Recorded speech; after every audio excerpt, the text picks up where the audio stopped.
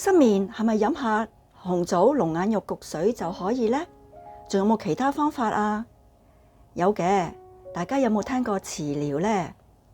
大家好，我係健仁堂中醫診所嘅麥若欣醫師。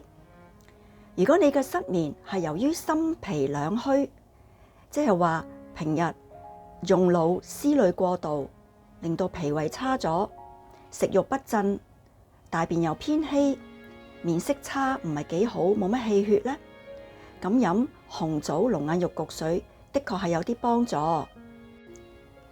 但係臨床上高常見另一個導致失眠嘅原因呢，係陰虛火旺喎。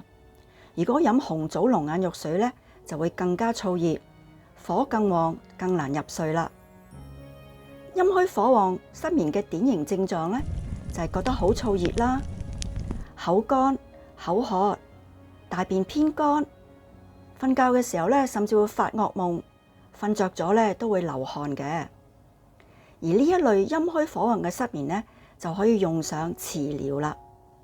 磁療其實就將一啲滋陰瀉火嘅中藥磨成幼粉，加少許嘅薑汁，直接填入個肚臍上高，達至到引火歸元。元其實就係我哋嘅氣血所在，亦都係指我哋嘅肚臍。中醫稱之為神闕穴。每一晚臨瞓之前1個鐘開始貼藥，一路瞓覺貼到第二朝，無味無痛。呢個方法相對比較簡單，大家可以試下。